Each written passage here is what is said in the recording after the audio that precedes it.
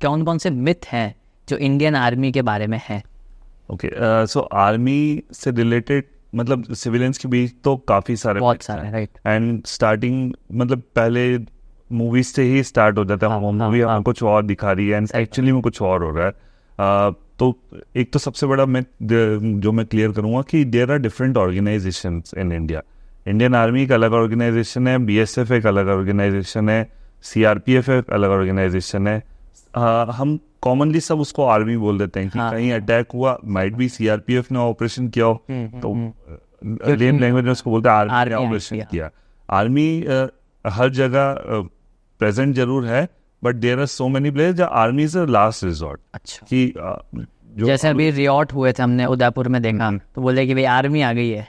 हाँ, तो that is, वो आर्मी नहीं थी, वो सीआरपीएफ थी, ठीक है। तो सीआरपीएफ आई थी और एक्चुअली लोग आर्मी तो जब कि इफ सीआरपीएफ से भी हाथ से बाहर हो जाता वो चीज, तब आर्मी को बुलाया जाता। तो army is the last resort. तो और आई गेस आर्मी के पास राइट्स हैं टू शूट। हाँ, आर्मी के पास जब आर्मी आ गई तो then and because army always fire for action. Army कभी हवा में फायर नहीं, हमें अलाउड नहीं हवा में फायर करना। अच्छा, अगर कहीं भीड़ हो गई और आप चला दो हवा में सबको शांत करने के लिए, दैट इज नॉट अलाउड। अच्छा, actually that is not allowed. Okay, army always fire for action. तो if it is like some situation come up की भीड़ हो गई, इकट्ठा हो गई, तो दैट टाइम आर्मी को अलाउड नहीं कि हवा में फायर करके भीड़ को दूर कर दिया जाए। ओके, तो इसमें क्या होता है अगर आप, चलो आप इसको सिचुएशन ही मान लो एक।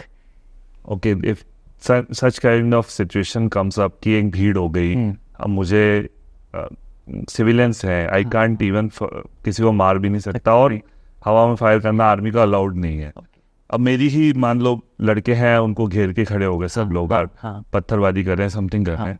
फर्स्ट ऑफ ऑल जो ट्रेनिंग के हिसाब से है वो ये है कि I will find out the ring leader, कि कौन है बंदा जो करवा रहा हूँ, नेता जो भीड़ में, मुझे उसको मतलब टैग करना है कि ये बंदा है जो सब करवा रहा है। अच्छा, तो वो आप कैसे करोगे? मतलब वहाँ तो सारे उनके लोग खड़े हुए हैं, उनके लोग खड़े, but that where the officer like quality will come. So effective intelligence उस टाइम काम आएगी मेरी, कि हाँ उस टाइम पे मेरी रीजनिंग एबिलिटी काम आएगी कि हाँ ये दिस इज द पर्सन जो ये चीज कर रहा है।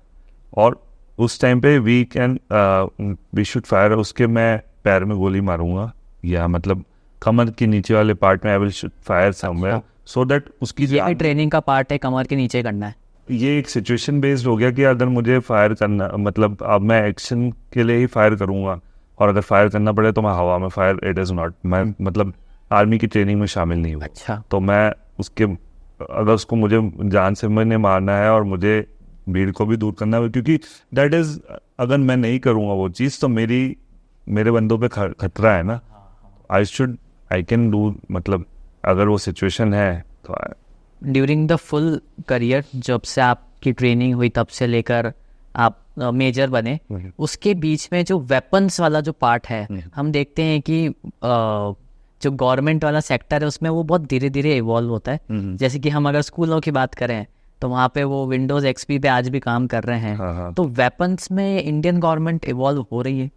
So if we talk about, तो हम काफ़ी टाइम तक इंसास के ऊपर ही, मतलब हम इंसास के भरोसे थे। इंसास का full form was Indian small arm system. अच्छा, तो I am talking about the infantry weapons basically. तो इन्फेंट्री वेपन्स के अंदर INSAS rifle was our personal weapon. INSAS is मतलब अब पुराना हो चुका है वो, because when it was made it is a good weapon, but उसके अंदर काफ़ी प्रॉब्लम्स आती थी, कभी वो रुक जाता था चलते चलते, और that kind of problems was there.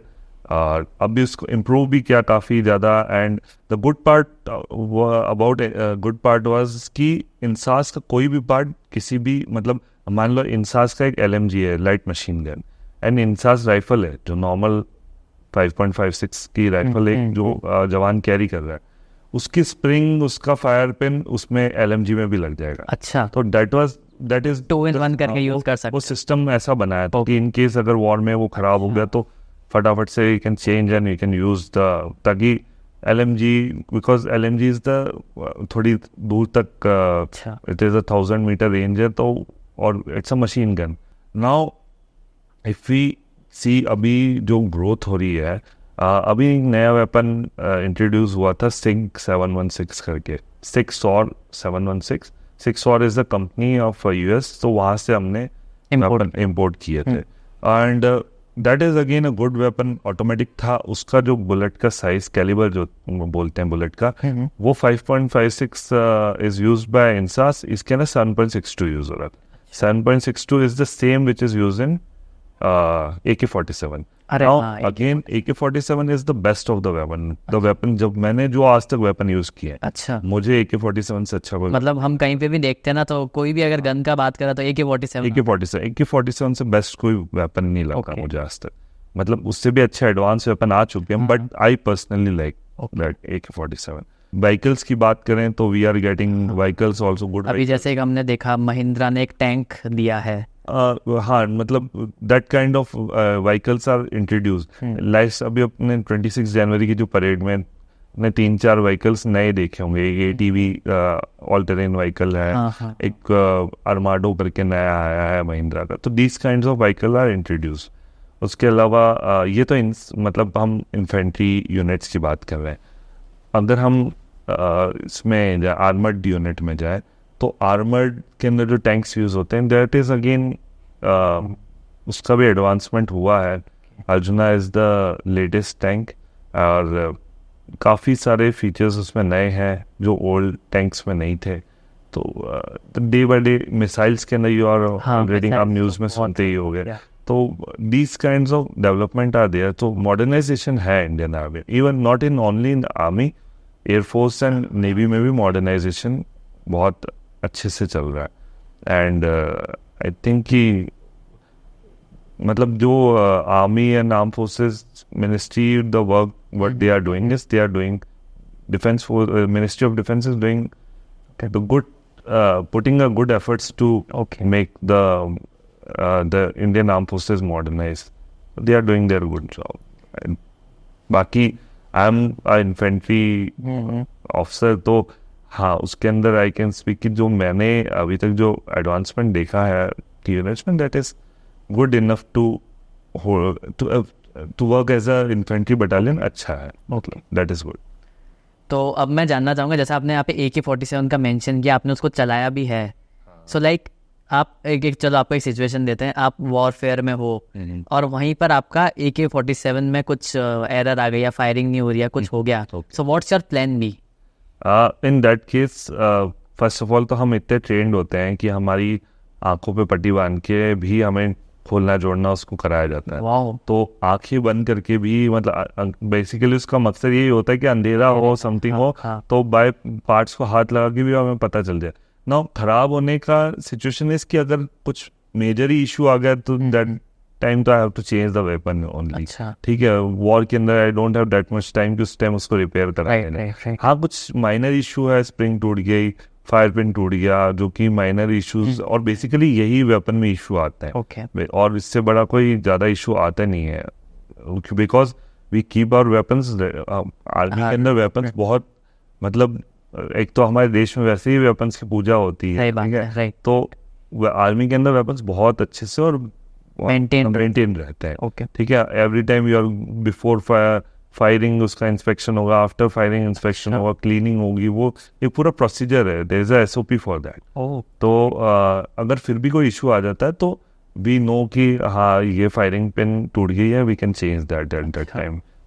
इतना हमें बताए तो देयर आर अगेन वो माइनर इशू है तो मैं कर सकता हूँ, मेजर इशू है तो वो फिर रिपेयर पे जाता है।